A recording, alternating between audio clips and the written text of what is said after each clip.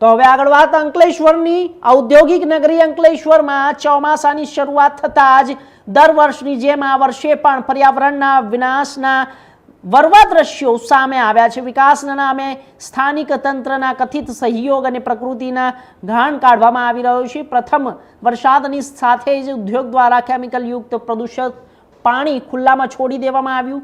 સ્થાનિક જાગૃત નાગરિકો અને પર્યાવરણવાદીઓ દ્વારા દર વખતે વર્ષા ઋતુની શરૂઆત પહેલા જ બાબતે તકેદારી રાખવા માટે તંત્રને લેખિત મૌખિક રજૂઆત કરવામાં આવી।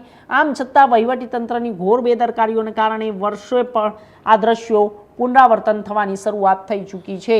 વરસાદના બહાને ઉદ્યોગ દ્વારા છોડવામાં આવતું જ્યારે ઝેરી પાણી વરસાદી ખાડીઓ મારફતે પવિત્ર નર્મદા અને અંતે દરિયામાં ભળે છે અને આ કેમિકલયુક્ત પ્રદૂષિત પાણીના કારણે નર્મદા અને નદી દરિયાઈ જીવોના અસ્તિત્વ સામે મોટો ખતરો ઊભો થઈ ગયો છે।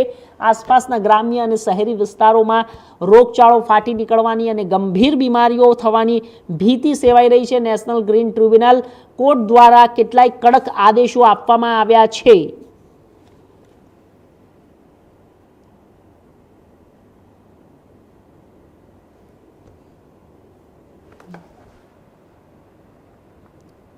તો આ વિષય ઉપર વધુ માહિતી માટે અમારા સંવાદદાતા ભરત મિસ્ત્રી જોડાઈ ગયા છે।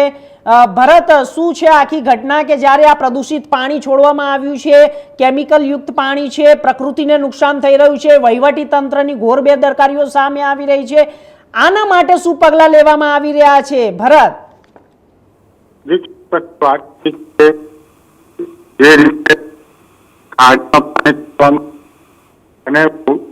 સીઝનનો પહેલો જ વરસાદ કહેવાય શકાય।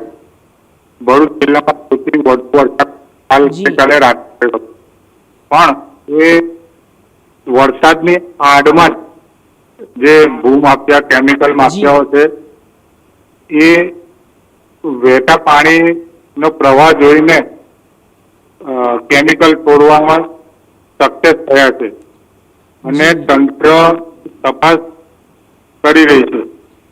જી ભરત, તો અત્યારે જે આ પાણી જે છોડવામાં આવ્યું પરંતુ કેમિકલ પાણી તેની અંદર ભળી ગયું, પ્રથમ વરસાદ છે, સિઝનનો પહેલો વરસાદ છે, પરંતુ આ અનેક વખતોથી થતું આવી રહ્યું છે કે આ પહેલી વખત આવું થયું છે? કારણ કે જ્યારે આ પાણી ભળી જાય છે, મિક્સ થઈ જાય છે, તો શું આનાથી જે આસપાસના ગામો છે તેમાં પણ આ પાણી જો પીવામાં જતું રહે તો કેટલું નુકસાનદાયક છે? આ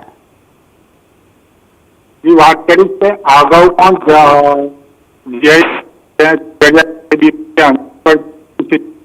અનેક પ્રાણીઓ આ પાણી પીવાથી, કેમિકલ યુક્ત પાણી પીવાથી ઘણા મૃત્યુ પામ્યા છે અને ઘણાને રોગચાળો પણ થાય છે। જી, અને એનજીટી ના કડક આદેશ હોવા છતાં પણ જે કહેવાય છે ને કે હમ નહીં સુધરેગીની નીતિ જી અમલમાં આવે છે। આપણે તમે ખૂબ સરસ વાત કરી કે તંત્રને પણ આને ઉપર પગલાં તો લીધા છે પણ હમ નહીં સુધરેંગે જેવી આ વાત થઈ રહી છે। ચોક્કસથી ભરત, આપનો ખૂબ ખૂબ આભાર માહિતી